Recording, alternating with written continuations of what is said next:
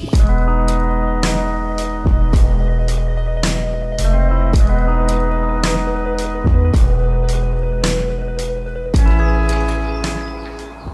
come to Brandon Marsh today, and the spring-like weather continues as the early morning sun shines brightly through the trees and sunbeams dance on the surface of the water. As we enter the reserve, we're greeted by the song thrush in full song. We take this sunlit path to a hide we haven't visited before, the Brian and Janet Wright hide. This is one of the 3 hides that look out on the East Marsh Pool, and it looks like we've got a good mix of birds out there. Lapwing, oyster catcher, a couple of those, teal, cormorant of course, common geese like grey lag and Canada. It's always worth scanning a flock of gulls for a rarity, but today it's just black-headed gulls and herring gulls. A pair of gadwalls swim by, bathed in glorious morning light, and perhaps more interestingly, looking further out, a pair of goosanders. Other wildfowl on view from this side, a shoveler, and also good views of shelduck, this male with its candy apple red bill. The males are hoping to attract females, and there's a lot of head bobbing going on. And as this shelduck takes flight, we're going to move on to our next port of call, the Steatley hide. Like our last visit, we're hoping for views of kingfisher from the Steatley hide. As we make our way along the sunlit path, we're greeted by one of Brandon's many tame robins, and above our heads a small flock of long-tailed tit flit among the branches. A very difficult little bird to film, the long-tailed tit. See what I mean? Growing at the edge of the path, we find this, the aptly named Orange Peel Fungus, and yet another Brandon robin.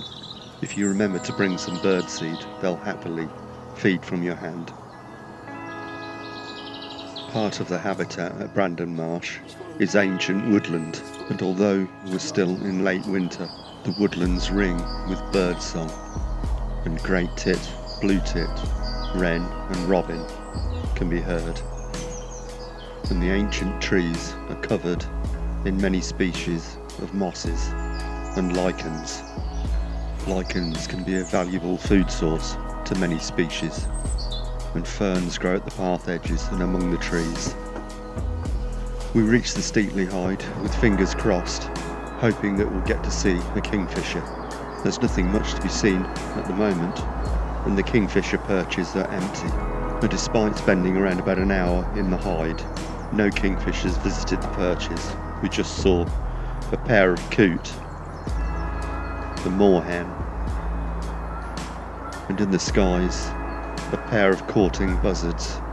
As they come together, they drop their talons. Sometimes birds of prey will actually grab each other's talons in mid-air. Disappointed by the lack of kingfishers, we decide to check out some of the other hides. We pass the primrose bank, and just a couple of flowers have started to emerge, but soon the bank will be covered in yellow. We reach the John Baldwin hide, which is usually the first hide we visit. This is another hide that looks out on the East Marsh Pool. There's quite a few birdwatchers here today. From the John Baldwin hide we see tufted duck, yet more teal, more cormorant, and you can see here how much the plumage on these birds varies. We also have more shoveler. This is a male, almost in full breeding plumage, and not too far away his mate.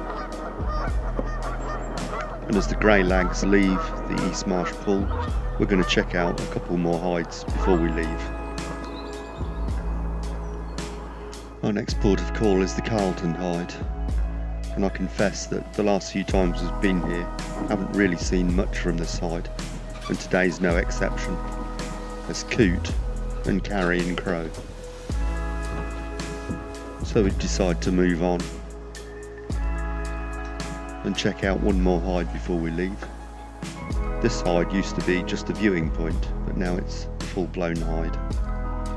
And looking out, yet more coot. And the common but underrated mallard.